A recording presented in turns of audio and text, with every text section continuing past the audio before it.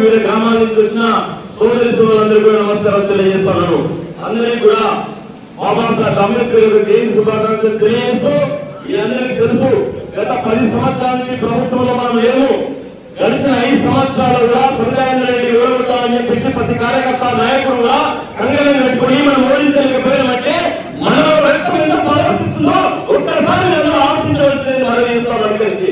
ఎందుకంటే రేపు రంజిత్ రెడ్డి ఎలక్షన్స్ లో పార్లమెంట్ పంపించాలంటే మీరు తప్పకుండా మీ గ్రామంలో, మీ తండాలలో, మీ మండలంలో నిజానికి చేస్తే రేపు తప్పకుండా మీ సర్పంచులు, ఎంపీలు గెలుస్తారు.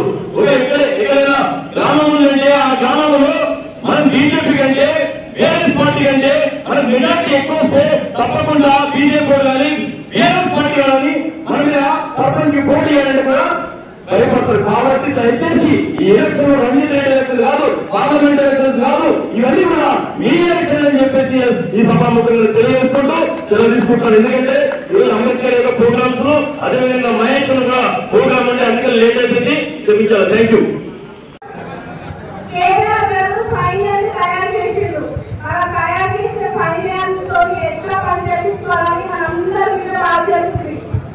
వాస్తవానికి ఆ రోజు కంటెస్ట్ చేసినప్పుడు కల్లుకూరు మండలం నుంచి చాలా మంచి ఎత్తున ఓట్లు వస్తున్నాయని నిజంగా కూడా మీ అందరికీ అభినందించాల్సిన అవసరం చాలా ఉంది. ఎందుకంటే గట్టిగా పనిచేస్తుంది కాబట్టి మరి కాంగ్రెస్ గవర్నమెంట్ వస్తుందో కాదో అన్నట్టు కూడా ఆలోచిస్తున్నారని అందరూ కూడా మేము ఆ రోజు టీఆర్ఎస్ పార్టీలో ఉండే మాకు అర్థం కాలేదు గవర్నమెంట్ టీఆర్ఎస్ వస్తుందా కాంగ్రెస్ వస్తుందా అని.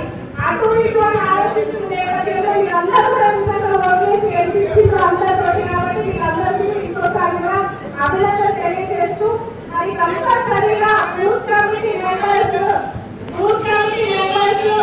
అందరూ కూడా ఉన్నారా లేదా అని బూత్ ప్రెసిడెంట్ చెక్ చేసుకోవాలి. బూత్ ప్రెసిడెంట్ గట్టిగా ఉండాలంటే పైన క్లస్టర్ లో ఉన్నవాళ్ళు నాయకులందరూ కూడా గట్టిగా ఉండి పని చేయించాలి. క్లస్టర్ పైన మండల కమిటీ ఉంటుంది. మండల కమిటీ కూడా ఈ రోజు వేయబడుతుంది. మరి ఆ మండల కమిటీలో ఉన్న వాళ్ళందరూ కూడా క్లస్టర్ వాళ్ళు కూడా చూసుకొని అందరూ కూడా పని చేయించాలి. ఈ రోజు ముఖ్యంగా ఎజెండా ఆత్మీయ సమ్మేళనం అంటే పాత కొత్త కలయికతో పాటు ఈ రోజు పోల్ చేసిన తర్వాత అందరూ కూడా ఇక్కడే ఉండి మండల కమిటీలో ఎంతమంది కావాల్సి వస్తే అంతమంది సీనియర్ లీడర్లు వేసి క్లస్టర్ వారీగా కూడా పేర్లు రాసి మరి ఈ యొక్క కార్యాచరణ ఈ రోజు ఖచ్చితంగా ఫినిష్ చేసుకోవాలి. మరి అప్పుడు పాత వాళ్ళ స్థాయి ఉన్నాయి రోజు గతంలో కూడా కాంగ్రెస్ పార్టీని కాపాడడానికి కూడా ఇక్కడ 7 జనరల్ గారు ఉన్నారు.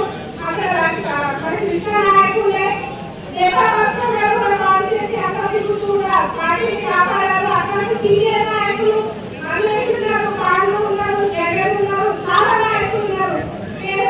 అందరికీ కూడా కృతజ్ఞతలు తెలియజేస్తూ మరి కల్లుకూరు మండలం నిజంగా కూడా మనం కాంగ్రెస్ పార్టీ గట్టిగా పనిచేయాల్సిన అవసరం ఉంది. ఉదాహరణకి కావాలి చూడండి, ఇప్పుడు మేము కొత్త పార్టీ వచ్చి మీ అందరిలో చేరినాం.